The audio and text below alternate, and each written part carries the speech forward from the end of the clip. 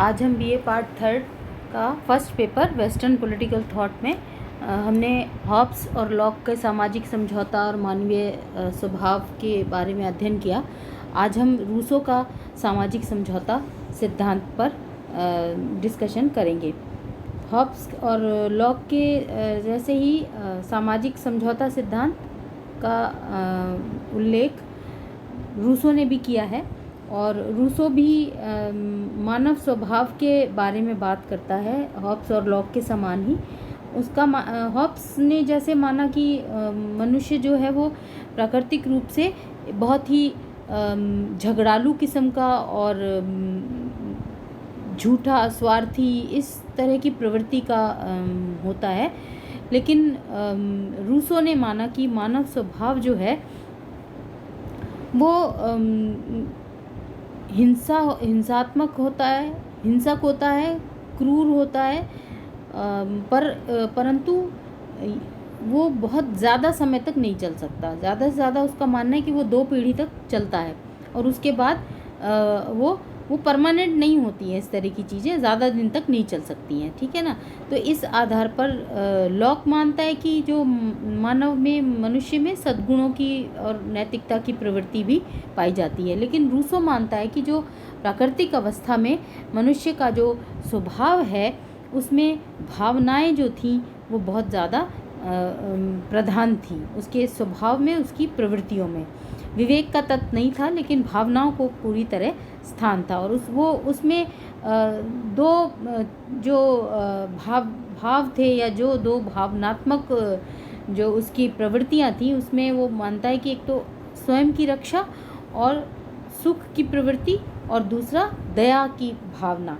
तो इस आधार पर वो मानता है कि जो आदिम समाज की में जो मनुष्य की प्रवृत्ति थी, वो आदिम समाज में मनुष्य की प्रवृत्ति किस प्रकार की थी कि वो स्वभाव से पशु के समान था, लेकिन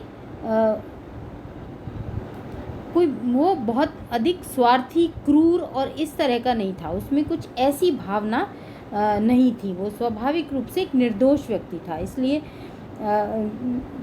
उसने माना कि नैतिकता के विचारों से रहित और सहज भावना से काम करने वाला बुद्धिहीन प्राणी था। इसलिए वो एक नोबल सेवेज की बात करता है, एक आदर्श बर्बर की बात करता है। फिर रूसो की जो प्राकृतिक अवस्था है वो हॉब्स के और लॉक के समान नहीं थी, उससे कहीं अलग थी। और इसी आधार पर उसने माना कि आदिम समाज की का जो स्वरूप था, उसमें जैसे व्यक्ति एकाकी जीवन व्यतीत करता था। तो इस आधार पर उसने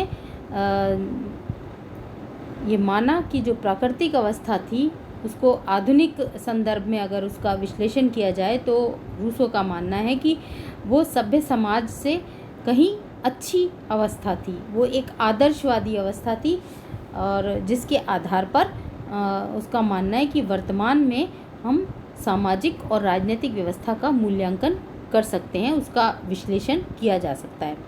तो आदिम समाज से और जब वो अपनी आदिम समाज में जब मनुष्य अपनी, क्योंकि जैसे जंगली जीवन के रूप में वो अपना जीवन व्यतीत करता था, तो उस आधार पर मनुष्य की जो इच्छाएं और आवश्यकताएं थीं वो भी बहुत सीमित थी, है ना। उस आधार पर वो पूर्ण तरह स्वतंत्र था, संतुष्ट भी था, सुखी भी था, छोटे बड़े का कोई भेद नहीं था।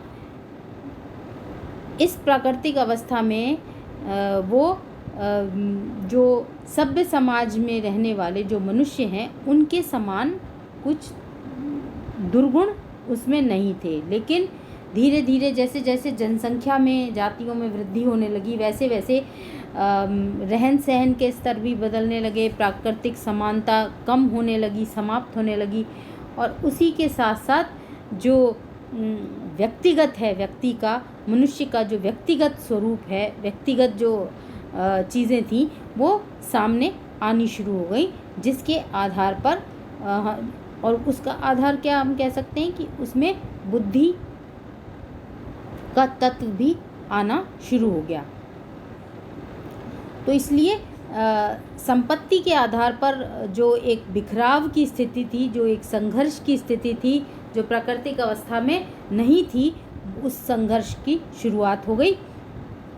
और जैसे शक्ति ही सत्य का जो एक सिद्धांत है वो कहीं ना कहीं धीरे धीरे आना शुरू हो गया। और फिर उसके आधार रूसो की जो प्राकृतिक अवस्था है उसकी कोई ऐसी ऐतिहासिक कोई प्रमाण नहीं है, उसका वो दावा नहीं करता, परंतु उसने फिर भी ये सब माना है कि ऐसी अवस्था कभी थी और नहीं थी, है ना। वर्तमान में अगर हम सामाजिक अवस्था को समझना चाहते हैं तो उस प्राकृतिक अवस्था को समझना या उसकी एक छवि जो है उसको समझना आवश्यक है। रूसो कहता है कि जो सामाजिक समझौता जो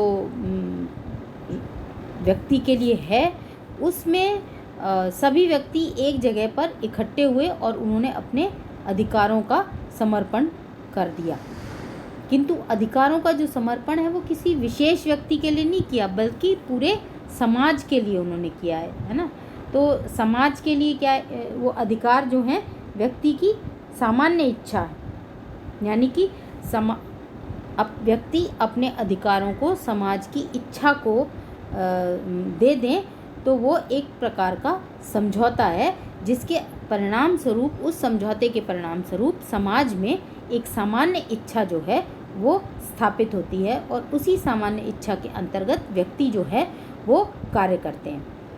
ठीक है, इसी आधार पर जो अनुबंध है, जो समझौता है, वो उसमें प्रत्येक व्यक्ति जो है अपने पूर्ण व्यक्तित्व का या अपनी शक्तियों को वो एक ही जगह स्थापित कर देता है और उन शक्तियों को एक ही जगह संजो देता है ना, जो जिसमें जो राज्य में शामिल हो जाती हैं या जिसे हम जो राजनीतिक समाज में शामिल हो जाती हैं।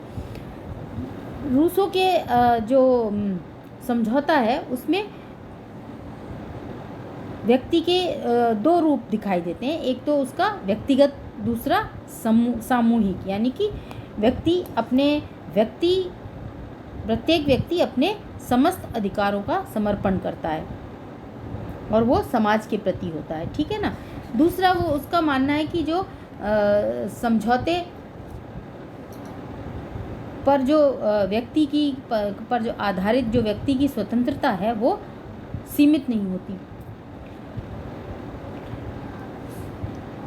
लेकिन उसको जनहित में कार्य करना होता है, उसमें कर्तव्य की भावना उसमें शामिल होती है। फिर समझौते का जो आधार है रूसो का, इसलिए वो सामान्य इच्छा पर आधारित है ना, कि सामान्य इच्छा का निर्माण कैसे होता है वो, और सामान्य इच्छा हमेशा न्याय युक्त होती है। इसलिए जो प्रत्येक व्यक्ति जो है वो उसी सर्वोच्च इच्छा के लिए, उसी सामान्य इच्छा के लिए, है ना, राज्य के लिए वो निर्धारित रहती है, उसी से ही वो राज्य का जो स्वरूप है वो आगे बढ़ता रहता है ना। फिर सामाजिक समझौता में मनुष्य की जो स्थिति है उसमें वो एक महत्वपूर्ण परिवर्तन करता है। व्यक्ति का जो आचरण है वो, व्यक्ति के आचरण में प्राकृतिक शक्ति का स्थान न्याय ले लेता है और उसमें एक प्रकार की नैतिकता आ जाती है। तो रूसो के अनुसार जो कुछ समझौते से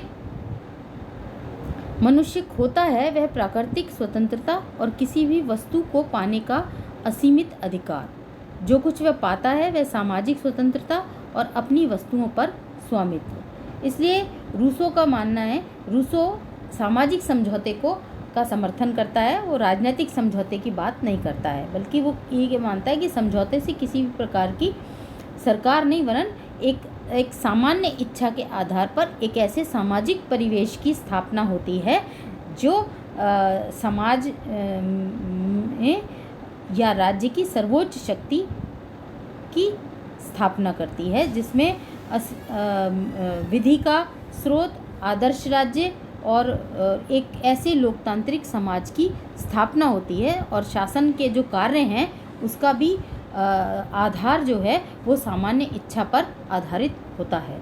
थैंक यू।